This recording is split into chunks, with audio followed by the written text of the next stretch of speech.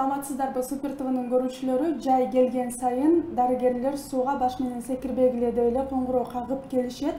Эмне үчүн сууга секирүү кооптуу жана анын адамдын өмүрүнө кандай терс таасири бар? Мына ушул туурасында сүйлөшөбүз. Ал эми бизде бүгүн конокто Улуттук госпиталдын нейротравматология бөлүмүнүн врач-нейрохирургу Абдымечинова Айсулуу Кубанычбековна, ошондой эле Улуттук госпиталдын реанимация анестезиология номер 2 бөлүмүнүн бөлүм башчысы, реаниматолог, анестезиолог Жүзүмалиева Гүлжан Сардаровна. Саламатсыздарбы? Саламатсыздар. Алгач дал ушундай ишиңиздер көп болуп аткан учурда убакытта бизге келип бергениңиздер үчүн рахмат айтабыз. Анан жогоруда эле суроо салып атам. Теманын башында эмнеси менен сууга секирүү кооптуу, ошол суроого жооп берип койсоңуздар. Макул.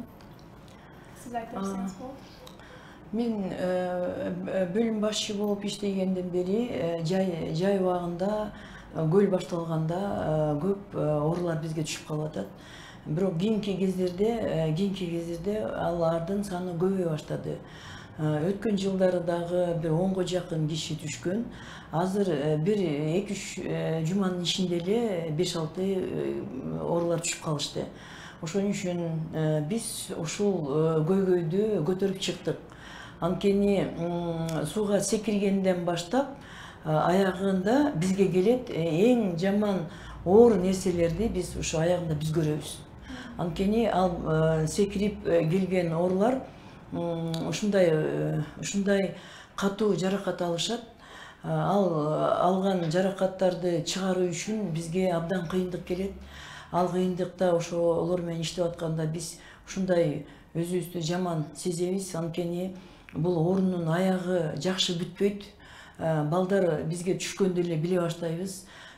Бул оорулуу жакшы чыкпайт болуш керек. Каза болуп калышы мүмкүн деген сөз биринчи эле мүнөттө башталат. Ошон үчүн биз азыр менин оюм мындай болду. Анткени муну айтыш керек го. Биз айтабыз, биз айткандан кийин дагы кишилердин, ошо балдар, ата-энелери көңүл бура башташары мүмкүн. Ушундай оорулар бизге аз болуп калабы, мүмкүн жок болуп калабы. Эгерде биз баарыбыз тең иштешсек, профилактика ушундай сөздөрдү көп айтсак, мүмкүн ошо секире турган ончакты бала мүмкүн секирбей калышабы деген ой менен биз ушундай көйгөйдү көтөрүп чыктык негизи. Мындай сырттан караганда суу жумшак нерсе көрүнөт да, ага секиргендин эмнеси кооптуу, эмнеге адам андан ал турбай каза болуп калышы мүмкүн деген суроо азыр көрүүчүлөрдө жаралып атат болуш керек. Ошону ким Айсулуу Кубанычбековна айтып берсин. Суу жумшак нерсе болгону менен бул механизм травма деп коет. Механизм травма бул жерде мындай. Бул мойну сынган, жүрүнгө доо кеткен ошол эле маалда. Бул жаш балдар көбүнчө жумушка жарактуу возрасттагы травма. Ошол бейтаптар кабылат ошол возрасттагы. Суу жумшак болгону менен азыр мына элде деле айтылып атат, көл суу азайды депчи. Ошого да байланыштуу. Анан пляждарда, ошол эле пансионаттарда, мисалы үчүн башка бассейндерге барганда тереңдиги жазылат. Бул жерде 2 метр, 3 метр, бул жерге мындай түшсө болот, бул жерге мындай түшсө болот деп. А көлдө ошондой профилактический, мына Гүлжан Сардаровна айткандай, жазылбайт андайлар. Разметкалар коюлбайт. Жаш балдар пирстен секиргенде ал жер ойлошот бир 3-4 метр, ал жер 1 метр, 1,5 метр болуп калса, ал баш менен ылдый секирет дагы, ошол башы менен ылдый барып жерге, ал ташка эмес, не обязательно ташка эмес, кумга барып түшкөндө деле ал именно механизм травма ошондой, что баш менен барып ошол жерге түшөт дагы, анан өзүнүн ошол болгон веси мойын омурткаларга күч келет дагы, ошондон анан мойын омурткалар өзү кичинекей эле, мисалы үчүн салыштырмалуу бел омурткаларга караганда же ошондон өзүнүн весинен эле көтөрө албай күч келип, ошондон омурткалар сынып кетет же жылышып кетет. Анан ошондон ары омуртканын ичинде бул жүлүн бар деп элестетебиз. Жүлүн бар. Ошондон андан ары жүлүнгө доо кетет да, ошондон ушундай бейтаптар шаал болуп, ушундай тетрапарез, тетраплегия деп коет, ошого душар болушат да. Ошондой учурда алардын жанында сөзсүз эле жакындары болот. Андан кийин аларга кандай жардам көрсөтүш керек? Биринчи жардам боюнча кеңеш бере аласыздарбы? Эми биринчи жардам биз кийинчерикте, көлдө, мисалы үчүн жана куткаруучулар эми баардык эле жерде бар эмес да. Ошон үчүн эгерде туугандары же тааныштары болсо, аракет кылыш керек, мойнун кыймылдатпай, ошо суудан акырын алып чыгып да түз катуу жерге жаткырып, колдорунда эгерде воротник болсо, атайын воротниктер болот, шейни ошону кийгизип, конечно, эртерээк ооруканага жеткириш керек. Анын олуттуулугу секирген адамга билинеби, мындай оорусуна жараша? Бул жерде травма болгондон кийин клиникасы дароо эле сразу билинет. Сууга секиргенден эле уже кол буту кыймылдабай калат. Уже сразу эле билинет. Анын сезимин кээ бирлер жоготушу мүмкүн, но көп учурда жоготпойт деле. Анын сезими баары ордунда, билип атат, сезип атат, бирок кол буту кыймылдабайт, сезим жок. Дароо эле сразу. Анткени деген мындайда биздин организм Кудай ушундай жараткан, ошо омурткалардын ичинде жүлүн бар. Жүлүн баш мээ менен бар тең бир эмеде кетет да, байланышта кетет. Анан жүлүн өзү ылдый жанагы поясничный омурткаларга чейин жетет да өзү. Анан ар бир омурткада өзүнүн эмелерин берет, тамырларын берет. Ошондо бергенде дем алуу системасына берет, жүрөккө берет, ашказан кишечниктерге берет, мочеполовой тракт деп коюш, ошол жака да берет да баары тең. Кол бут менен баардык нерсе ошо жүлүндөр менен иштейт. Бул балдар секиргенде ошо жүлүн омурткалары сынганда жүрүнгө доо кетет. Кээ бирде ушундай сынат омурткалар, жүлүндү кесип кетет, үзүлүп калат. Үзүлүп калганда ошо суудан уже тиги каза болуп эле алып чыгышат кээ бир учурларда. Кээ бир учурларда мындай оор болот, бирок сознаниясы бар, деми бар болот. Кээ бирде жеңил, оор ушундай кылып бөлүнөт да негизи. Ошон үчүн биз айтат элек да, жанакы алып келатканда мынакей Айсулуу Кубанычбековна айтып атпайбы, ушундай кылып алып келиш керек, ушундай алып келиш керек. Кээ бирде ошондой кылып алып келгенде деле эч пайда болбой калат. Алар жолдон кетет, бизге келгенден кийин кетет, операция каза болот, анан операция жасашат, андан кийин кетет. Ошол убакта эшикте ата энеси, апасы, атасы, туугандар баардыгын ыйлап, качан жакшы болуп кетет, туруп кетет, качан эртең тура, бүрсүн тура деген соолорду берет бизге. Биз билебиз, бул бала бүгүн түн ичинде чыкпай калышы мүмкүн. Эртең же 5 күндөн кийин чыкпай калышын билебиз да аны. Анан ата энелер ушундай соолор бергенде биз абдан жаман болобуз. Ошон үчүн мен ойлойм, ар бир ата эне ушу сууга секиргенде балдары менен бар түшүнүктөрдү үйдөн жасаш керек. Үйдөн ошол көйгөйгө көңүл буруп айтылыш керек деп ойлойм да. Анткени ал ушул сөздү мен эмне үчүн айтып атам? Анткени бизге келген туугандардын сөздөрүнөн айтып атам. Ушундай суроолорду беришкенинен. Значит, алар деген түшүнбөйт эмне болуп кетти баласы менен. Баласы ушундай болуп калганын түшүнбөйт. Ошон үчүн эртерээк түшүнгөнгө аракеттениш керек да. Биздин азыр айтып аткан, ушу келип сүйлөп аткан сөздөрүбүз, ар бир ата энелер көңүл бургула ушул сөздөрдү. Ушул эмелерди азыр интернет деген бар.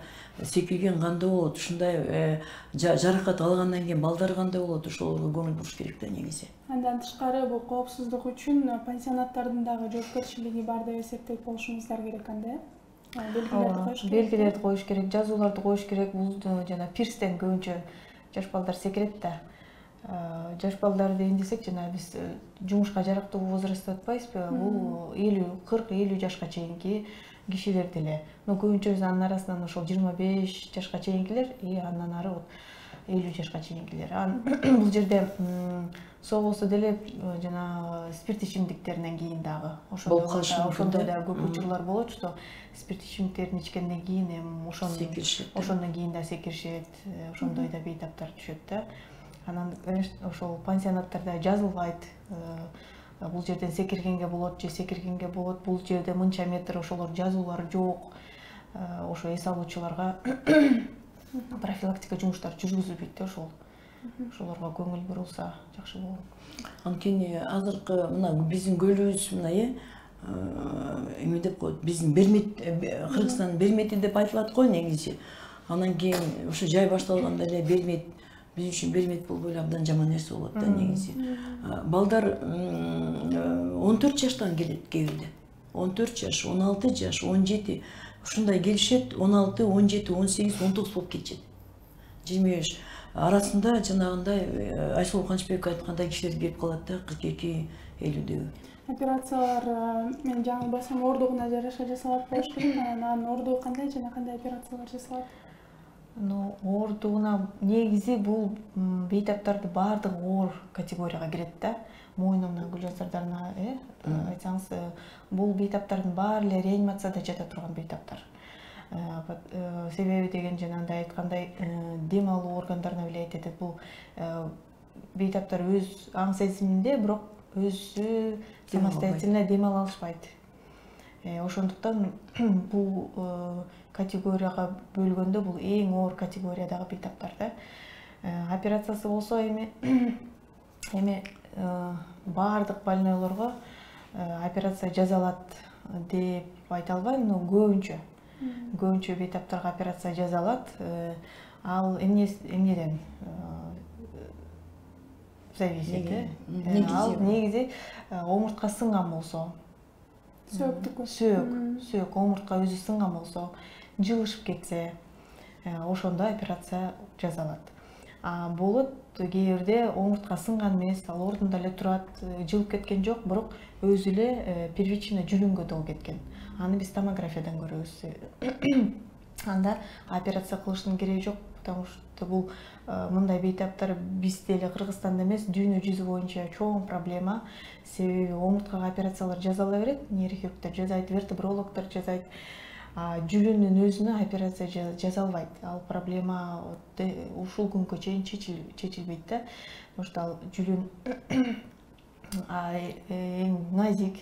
Ал жерге доо кеткенден кийин ал кайра өзүнүн калыбына келиш өтө оор. Калыбына келсе дагы айтып коет го орусча, нервные клетки не восстанавливаются да, даже калыбына келсе дагы баягыдай ордуна калыбына келбейт да. Өмүр бою майып болуп калышы. Өмүр бою майып болуп калышы мүмкүн. Жанагындай айтып атпайсызбы, тетраплегия, тетрапарез деп шал болуп калганда, кыргызча айтканда, операция жасалат. Операциядан кийин баардык нерсенин баары жасалганда дагы жүлүн калыбына келиш ал оор да. Биз даже туугандарына деле, бейтаптардын өзүнө деле айтабыз, что эң жаман нерсе мындай жерде бул больной бейтап каза болуп калса. Эң жакшы болуп биз сүйүнөбүз эгерде ал бейтап шал болуп дагы өз үйүнө кетсе. Но андайлар коляскага отуруп калса дагы, инвалидный коляскага отуруп калса дагы, бул дагы биз бейтапты хоть жардам бердик, үйүнө чыгып кетти деп да ошого да сүйүнөбүз да. Ийгиликтүү операция болду. Ийгиликтүү операция болгондо дагы биз жүлүндө эчтеке кыла албайбыз. Ал процесс өзүнүн канчалык повреждение кетти ошол жүлүнгө, канча уровеньде повреждение кетти, ошондон. Бул операцияларды бардык больнойлорго жүлүнгө доо кетсе да, кетпесе да жасалат да негизи. Анткени моюндун эмелер сынып кетпейби, омурткалар сынып атпайбы, ошон үчүн. Анан кийин жанагы кичине жакшы болуп үйлөрүнө кеткен бейтаптар алардын жүлүнгө анча доо кеткен эмес, үзүлгөн эмес да аларчы. Жүлүн 3 түрлүү болуп үзүлөт, повреждение деп коебуз го ошол. Ошондой болот. Ал биринчи үзүлүп калса, ошол суудан чыкканда эле кетет, каза болушат. Үзүлүп калса. Үзүлбөй урулуп калса, алар ошо жатып калышат, же алар бир убакыт өткөндөн кийин кетет да. Жанагы үйгө чыгарып жибергендер, алар жүлүндөр анча урулган эмес, бирок доо кеткен. Алар үйүндө болушат, бирок ушул абдан оор нерсе да. Жап-жаш балдар жатса, колдору, буттары кыймылдабаса, аларды абдан караш керек. Үйлөнүн болгон азабы да. Анткени өзүнүн жаңы эле өсүп келаткан баласын караш оңой нерсе эмес, бул абдан кыйын нерсе. Ошон үчүн жүлүндүн ушундай функциялары абдан күчтүү. Ошон үчүн деген биз секирбей эле деген сөзгө келип аткан ушул болуп атат да негизи. кандай жакшы аппараттарды алдык биз азыр улуттук госпиталь, мына главный врач Токтой Исаевич Манаев азыр көп аппараттарды алып берип атат. Ошол аппараттардын бири ушу жүрүндү, ошо омурткаларды операция жасаш керек. Ага чейин эле жасашчы, но ошол аппарат менен ЕЗУГа деп коет, ошол аппарат менен булар отуруп коюп ордуна, отуруп текшерип турушат да. Анан отуруп текшерип, анан жакшы коюлду, оңой коюлду, туура коюлду текшерип турушат. Ошол аппарат бар, ошол аппараттар менен азыр жасап калышты. Биз анестезиолог, реаниматологдорго видеоларингоскоптор, если интубация кыла албай калсак, оор болуп калса, ошо видео менен иштеп атабыз. Азыр жакшы аппараттар келди, көп режимдери бар. Мурун аппараттарыбыз бар болчу бир эле режим менен. Азыр көп режимдер менен, каалаган режимдерге коюп иштейбиз да негизи. Мен ойлойм, азыр бизде коронавирус инфекциядан кийин, COVID-19 кийин бизде абдан жакшы оснащение болду негизичи. Кудай буйруса деп коеюн. Анан бирок бул балдардын, бейтаптын бул балдардан секирип келгенден кийинге биз жакшы жардам бере албайбыз негизи. Жакшы жасашат, баарына жакшы жасашат, бирок аяк ушу менен бүтөт. Айсулуу Канчбековна эң биринчи моюндун омурткаларына кетет. Анткени баш биринчи кирет да сууга. Киргенден кийин денеси кирет. Кокустан эсе баш тиги жерге урулуп калса, жерге урулса, дене үстүнөн басат дагы, анан кийин моюндун омурткалары сынат. Бийиктигине жараша эмес, кандай болсо дагы салмагы басып калат. Тайыз жерден секиргенде, вот именно моюн омурткалары сынган ошол тайыз жерден секиргенден болуп келип атат да. Азыр биз азыр эчтеке деп айта албайбыз, чынын айткандачы. Анан мындайдан кетти, мындай болду айта албайбыз. Анткени биз акыркы точка деп коет го, акыркы эмесине бизге келет да балдар. Пирсте эмне болуп атат? Ата энеси кандай болуп атат? Пирстин өзү кандай? Хозяиндар муну жазганбы? Рупор менен айтып атабы? Же ошол жерде профилактический кечинде балдар келгенде баарына тең кечинде сөз болуп атабы? Секиргиле, секирбегиле, мындай кыла деп. Ошол жерден тайыздын теңиреңдигин текшерилдиби? Ошонун баары тең ошо көйгөйдүн ичине кирип атпайбы? Анан кийин аягында шашып, мынакей ушундай жанагы тез жардам менен алып келишет. Биз билебиз алып келатат дегенде. Алып келатат деп эле анан кийин сразу эле мына жасай коебуз деп мен деле турам, алам Айсулуу Канчбековна, Талант Сагындыкович, Эмиль Имашевич деген абдан жакшы нейрохирургдар бар, ошого иштешкен. Баарыбыз эле күтөбүз, баарыбыз жасайбыз аны, бирок баарыбыз тең жасап билебиз да. Бунун аягы жаман бүтөрүн. Ошон үчүн билбейм, тереңдикти текшериш керекпи? Азыр биз жай башталганда, азыр быйыл ушундай сөздү көтөрдүк да. Бул жайын эле болбой турган сөз негизи. Күзүндө да сүйлөш керек, кышында дагы, жазында дагы бир кандайдыр бир жумуш жасалыш керек. Сиздер телевидение бизге отуруп айтасыңарбы, же ошо пирстердин баарын текшериш керекпи, тереңдикти текшериш керекпи, мектептен айтылыш керекпи, студенттердин эмесинде айтылыш керекпи, жанагы айтып атышпайбы, рекламалар болуп атпайбы? Тигини ичсең мындай жакшы болот, муну ичпегиле мындай болот. Көп рекламалар бар. Пожалуйста, ушундай рекламаларга кириш керек бул негизи. Балдарды секиргенде мындай секиргиле, мындай болуш керек деген сөздөр бир жыл бою айтылыш керек. Ани жай башталганда эмес да негизи. Бирок биз колдон келсе ушундай балдарга, өзгөчө жаш балдарга, ата энелерге ошо пристаньдары бар көлдүн жээгиндеги пансионаттардын кожоюндарына айткыбыз келет да.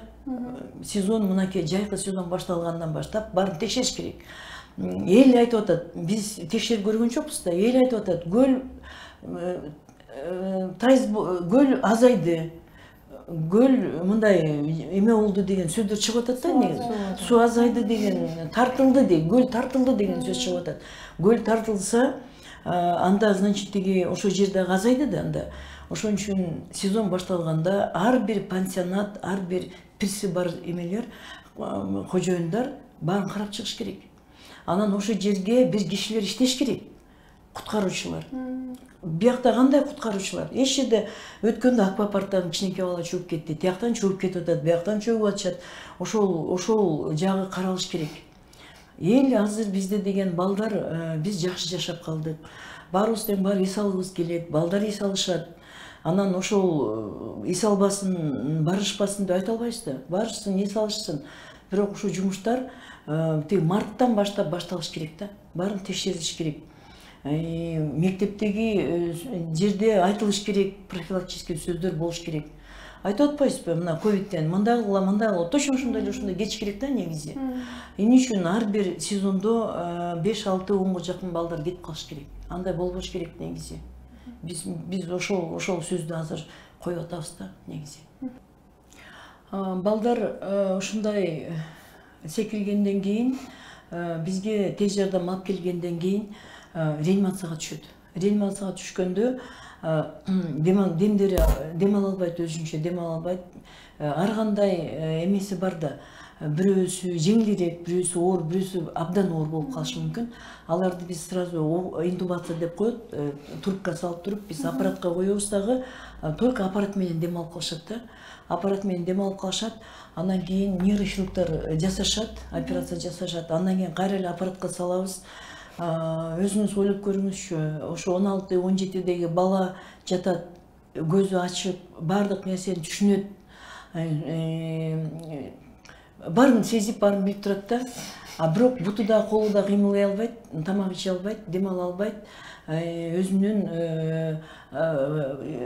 жанагындай барып келүү, жанагы моча муктаждыктарын билбейт. Жанагы иш агарымдар көбөт. Ушундай положение жатышат да. Анан ошондой балдарды караган абдан оор. Аны которуш керек, эки жакка которуш керек, абдан коркосуң, которуп атканда эмне болуп кетет депчи. Буттарында канча туруп калса бүт ошакта деген эме баш пролишин деп коебуз, ал ошол башталат. Анткени эч сезим жок да. Нервный клетка иштебей калышат, анан кийин алардын баары тең уже кызарып, анан кийин жара боло баштайт. Негизи абдан оор буларды караганчы. Билбейм эми, ошо балдар эң негизги жаш балдар болуп аткан үчүн биздин жүрөгүбүз ооруйт да кадимкидей. Булар нейрохирургдар ушу жерге канча операцияларды жасашат, 4-5 сааттан жасашат кээ бирдечи, жакшы кылабык деп.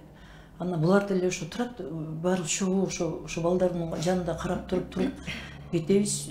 Бирок ошо медайымдар, мен реанимацияда бизде иштеп аткан медайым врачтарыбызга рахмат айткым келет, алкыш айткым келет. Эчтекени карашпайт, ушунун баарын жасашат. Оңой нерсе эмес. Бул жерде деген үй бүлө алып кетишсе бир баласын карашы мүмкүн. Бизде бир убакта 2-3төн түшүп калып атпайбы? Бир үй жок, ар бир өлүүдөн ар бир жактан. Анан Айсулу Канычбек айткандай, берден тиги ДТПда түшүп калат да, дорожное происшествие, точно ошондой омурткалар сынып кетип калышы мүмкүн. Ошондо бир убакта 3-4 больнойду, 5-6 больнойду карап калышат биздин медайымдар. Оңой нерсе эмес, ошолорго алкыш айткым келет, биздин врачтарга алкыш айткым келет негизи. Сизге да эркин микрофон эфирдин соңунда. Мен жана айткандай, негизи эле сууга секирбей эле коюшса, жөн эле барып эле, тынч эле барып эле, тайыз жерге барып эле түшүп келишсе, ошондон травма келип жатат. Балдар эч качан болбойт экен, болбойт. Түшпөй деп атканда. Балдар эле дейин десек, Гүлжасардан чоң эле кишилер деле 40-50дө болуп калат. Ушинтип ачпайбы. Жана алкоголь ичимдиктер дагы ошого таасир этет. Ошонун баарын ойлоп, ошондой жана Гүлжасардан айткандай чын эле роликтерди атайын чыгарса, ошого карата ал жайында эле эмес, жыл сайын эле ошол маал менен болуп турса, жөнөкөй жарандарга информация туура жетип, что эс алууга барарда ошонун баарын ойлоп, ошонун баарын эске алып, баягы кырсык, андан эч ким не застрахован дегенден, но бирок ошонун баарын эске алсак, балким кырсык мындан азыраак болобу деген ой. Гүлжасардан айткандай, мындай бейтаптар бизге абдан оор караштан дагы мейли карайсың, просто ошол эмгегиңдин баары кайтпай калат да, ошонусу жаман да. Канча эмгек кыласың, анан бейтабың жакшы кызыл болуп калганда, үйүнө чыгара албай калганда, бүт эмгегиң баары, сенин эмгегиң, реанимациянын эмгеги, ал жерде бир эле врач, бир бейтапты бир эле врач карабайт да, целый бригада, операционный бригада, отделенияныкы, реанимацияныкы, анан ошол жерде туугандары, канча туугандары жалдырап баарыбыз тең. Анан ал колдон келген аракетти кылабыз. Негизи бул экстренный травма. бейтапты эртерээк бейтапканага жеткирип эртерээк операция жасаш керек, ошого аракеттенебиз. Эми ошонун баарына карабастан бейтаптар каза болуп калат да. Ошого эс алып, эс алганда туура эс алып, жанагындай профилактический жумуштар туура жүргүзүлүп, бат-баттан жүргүзүлүп, телевидениядан, радиодон да айтылып турса, эми бул жашоо экен да. Мындан эч качып кете албайбыз. Ошондо мен ойлойм, көп балдар ойлонуп калат, текшергенде барганда айтат да, канча метр, кандай болду, ата-энелер азыр айтат, кайка баратасың, кайсы эмеге баратасың, кайсы ушундай сөздөр болот да. Анткени азыр мына апалар элеп атышат, тиги айткам, секирбе, барганда секирбе деп айткам деп, мына бир апа элеп атат азыр, апасычы. Секирбе деп ушундай какшап жибергенден кийин балам секирип ушундай болуп калды деп атат. Ошон үчүн ата-энелерди эми эчтеке кыла албайбыз да, бул жаштык да, жаш балдар, туурабы? Жаш балдар. Кыздар секирбейт окшойт, аялдар секирбейт окшойт. В основном ушу эркектер секирет, эркек балдар түшөт бизге. Сиздерге рахмат, маегиңиздер үчүн абдан көп маалымат болду. Анан биз да көрүүчүлөргө кайрылат элек. Кичинекей бир адреналин, кичинекей бир рахат, же болбосо кичинекей бир кооздук үчүн ошо өлүмгө кете болгон тобокелчиликке барбашыңыздарды биз да өтүнүп кетет элек. Бизде бүгүн конокко келген дарыгерлер, адистер, алар өлүмдү, мына ошол секирүүнүн аркасынан жаралган өлүмдү көргөн адамдар. Жөн сөз эмес деген да, куру сөз эмес. Сиздердин ишиңиздер азыраак болсун деп тилейт элек. Рахмат. Кайрылгандар аз болсун. Жана каккан коңгурооңуздар натыйжалуу болсун дейбиз. Сиздерге рахмат айтабыз келгениңиздер үчүн. Сиздер Супер ТВ-ны көрүп атасыздар. Биз бүгүн жай келген учурда сууга баш менен секирүү темасына кайрылдык жана анын аягы кандай болушу мүмкүн деген темаларга кененирээк токтолдук. Конокто Улуттук госпиталдын реанимация, анестезиология номер 2 бөлүмүнүн бөлүм башчысы, реаниматолог, анестезиолог Жузумалиева Гүлжан Сардаровна, ошондой эле Улуттук госпиталдын нейротравматология бөлүмүнүн врач-нейрохирургу Абдымечинова Айсулуу Кубанычбековна болду. Мен аты жөнүм Алтынай Танышова. Аманчылыкта, көрүшөлү.